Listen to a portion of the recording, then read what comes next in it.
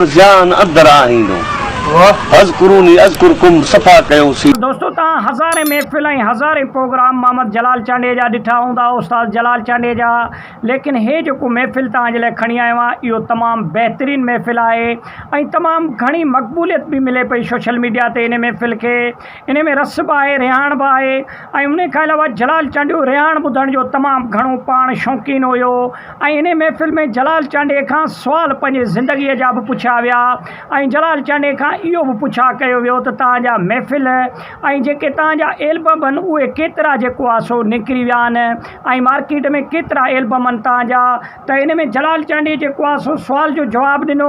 त मूंखे यादि त कोन्हनि खे, लेकिन इहो अंदाज़ो आहे त हज़ारनि जी तादाद में जेके मुंहिंजा एल्बम आहिनि ऐं जलाल चांडी जा जेके एल्बम आहिनि इहे कमो बेश 60,000 खां मथे जेको आहे सो रिलीज़ थी चुका आहिनि सिंध में, जंहिंमें टेप जा कैस्टूं बि आहिनि ऐं उन खां अलावा महफ़िलूं बि आहिनि ऐं PTV ते ऐं ॿियनि चैनलनि ते जेके इंटरव्यू ऐं महफ़िल जेके हुया उन्हनि सां गॾु मिलाए करे जलाल चांडे जा 60,000 खां मथे जेको आहे सो एल्बम सिंध में रिलीज़ थी चुका आहिनि ऐं हे जेका महफ़िल आहे इहा तमामु बहितरीनु आहे। इन में जलाल चांडे जी ज़िंदगीअ जे बारे में जलाल चांडियो पंहिंजी ज़बानी पाण बि ॿुधाए पियो ऐं जलाल चांडे खां जेको होस्ट महिमान पुछा पियो करे उहो बि तमामु बहितरीनु अंदाज़े सां इन में कलाम बि जलाल चांडियो पंहिंजी ज़िंदगीअ जा ॿुधाए पियो तमामु बहितरीनु ऐं पंहिंजे ज़िंदगीअ जे बारे में बि माण्हुनि खे ॿुधाए पियो त कॾहिं हुन शुरूआति कई ऐं उन खां अलावा जलाल चांडे जो पहिरियों कलाम कॾहिं रिलीज़ थियो ऐं जलाल चांडियो कॾहिं जेको आहे सो महफ़िल मौसीक़ी जी तरफ़ आयो ऐं जलाल चांडे जो उस्ताद केरु आहे। इन महफ़िल में सॼी जलाल चांडे पंहिंजी हक़ीक़त ॿुधाई ऐं उन खां अलावा इन में दोहिड़नि ऐं बुझारतनि जो बि हिकिड़ो बहितरीनु सिलसिलो हुयो जेको जलाल चांडियो तमामु घणो शौक़ सां ॿुधंदो हुयो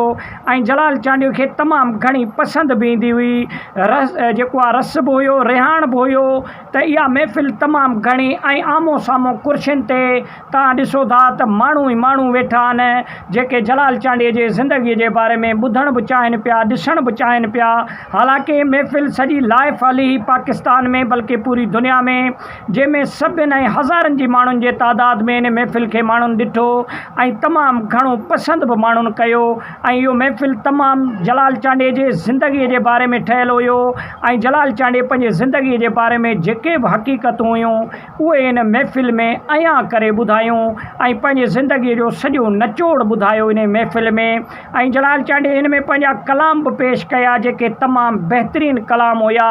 उहे बि जलाल चांडे इन महफ़िल में पेश कया। इन मां कुझु क्लिप तव्हांखे असां ॿुधाईंदासीं, हे तव्हां वीडियो जो क्लिप ॾिसो। उहो वीडियो हे नंढिड़ो तव्हांखे सुठो लॻे लाइक ऐं शेयर कयो, चैनल खे सब्सक्राइब कयो, सुठो कमेंट ॾेई पंहिंजे राय जो इज़हार लाज़मी ॾींदा। वॾी महिरबानी।